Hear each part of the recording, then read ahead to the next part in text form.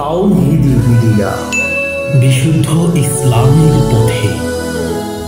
5 নম্বর প্রশ্ন বলছেন, আসসালামু আলাইকুম শেখ ওয়ালাইকুম সালাতুল্লাহ। আমার একটি প্রশ্ন ছিল, দয়া করে উত্তর দিতেন তবে খুব উপকৃত হতাম। একজন তালেবুল এলমের কোন পর্যায়ে গেলে দলিলের আলোকে একাধিক মতের মধ্য থেকে একটি মত বেছে নেওয়ার যোগ্যতা অর্জন করতে পারে? এজন্য কি কি যোগ্যতা থাকা উচিত তার? এই স্তরে পৌঁছানোর আগ পর্যন্ত কি সেও একজন সাধারণ মানুষের মতো একজন নির্দিষ্ট নির্ভরযোগ্য আলেমের তকলিদ করবে? তকলিদ বলবেন না, ইত্তেবা বলবেন। তকলিদ মানে অন্ধ অনুকরণ, আর ইত্তেবা মানে চোখ খুলে অনুসরণ।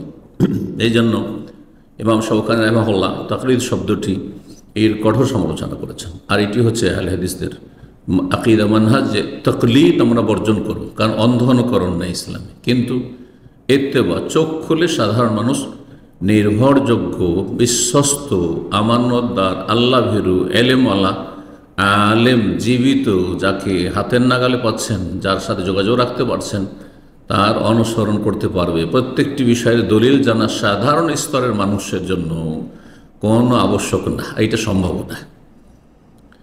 মানুষের 3টি স্তর রয়েছে। এটি একটি স্তর হয়ে গেল জনসাধারণ, যারা ওই মযহাবের তকলিদ করবে না, তকলিদের শাখসি, আর না সেটা ইত্তেবার নামও করবে না যে আমি ইমাম শাফির ইত্তেবা করছি তো অমুকের ইত্তেবা করছি, কারণ তারা এই কথাগুলি বলেছেন, তার সত্যতা কোথায়, কতটা, শুধু শুনে শুনে মযহাব পালন করা এটা নিরাপদ নয়।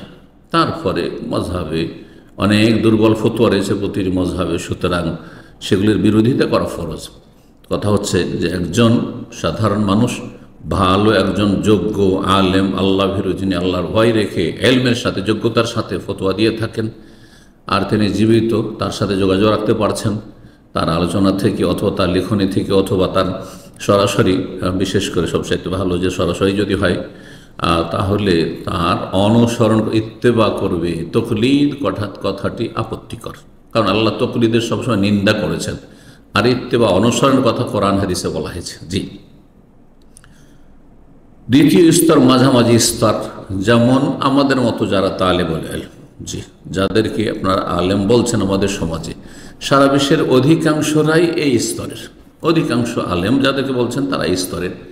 তারা যেসব আইম্মায়ে কেরামদের, সাহাবায়ে কেরামদের থেকে শুরু করে, তাবেঈনদের থেকে শুরু করে, তাবেঈন থেকে শুরু করে আইম্মায়ে আরবা, মুহাদ্দিসিন আর ফুকাহা, ইমাম ইবনে তাইমিয়া, শেখ বাজ, ইবনে উসাইমিন, আলবানী, তাদের যে ইখতিলাফগুলি রয়েছে, কোরআন সুন্নাহর এরা আলেম, তাদের যে ইখতিলাফগুলি রয়েছে, সেই ক্ষেত্রে তারা একটি মতকে আর একটি মতের মতো মতের ওপর তারজিহ দিতে পারবে, প্রাধান্য দিতে পারবে, কারণ এতটা যোগ্যতা তাদের মধ্যে রয়েছে। সাধারণ একবারে দাওরা পাস আর ওই কামেল পাস এইরা নয়, আর মসজিদে শুধু ইমাম হওয়া নয়, বরং মোটামুটি আজকালকার জামানে যারা যোগ্য আলেম, জি, তালেবুল ইলম আমরা আরবদের ভাষায় বলি, আর আমাদের দেশে যোগ্য আলেম বলা হয় তাদেরকে। আর তৃতীয় স্তর, সবচেয়ে উচ্চ স্তর হচ্ছে যারা বড় বিজ্ঞ আলেম, জি, ফকিহ, যেমন শেখ বাজ, শেখ উসাইমিন, শেখ আলবানী, শেখ ইমাম ইবনে তাইমিয়া, ইবনুল কাইয়িম, এইরকম যারা মুহাদ্দিসে কেরাম, ফুকাহা কেরাম, যারা গভীর জ্ঞান রাখতেন শরীয়তের, তাদেরকে বলা যেতে পারে যে তারা ইজতিহাদ করার স্তরে পৌঁছেছেন। সুতরাং তারা এই মযহাবের যে ইখতিলাফগুলি রয়েছে সেই ক্ষেত্রে ইজতিহাদ করবেন, বরং সে মযহাবের বিপরীত, 4 মযহাবের বিপরীতও যদি ফতোয়া হয়, আর সেটি কোরআন সুন্নাহর দলিল দ্বারা যদি সমর্থিত হয়, শক্তিশালী হয়, তাহলে তারও গুরুত্ব রয়েছে। এই জন্য দেখা যাচ্ছে ইমাম ইবনে তাইমিয়া রাহিমাহুল্লাহ অনেক সময় 4 মযহাবের ফতোয়ার বাদ দিয়ে 4-এর কোনোটি নেননি, তিনি নতুন একটি মাসলাককে পছন্দ করেছেন, ইখতিয়ার করেছেন, জি। আর 4 মযহাবে হক পূর্ণরূপে সীমিত নয়, যদি অধিকাংশ ক্ষেত্রে 4টি মিলে হক রয়েছে, কিন্তু একেবারে সীমিত আর তার বাইরে কোনো হকের সম্ভাবনা নেই, এই কথাটি আসলে ঠিক নয়, জি। আবার এটা বুঝবেন না যে 4-এর প্রত্যেকটাতে হক রয়েছে, 4-এর একটা ধরলে হক পেয়ে গেলেন না, 4-এর একটা ধরলে হক পাবেন না, অনেক ভুলে থেকে যাবেন। আল্লাহ যেন বোঝার তৌফিক দান করেন।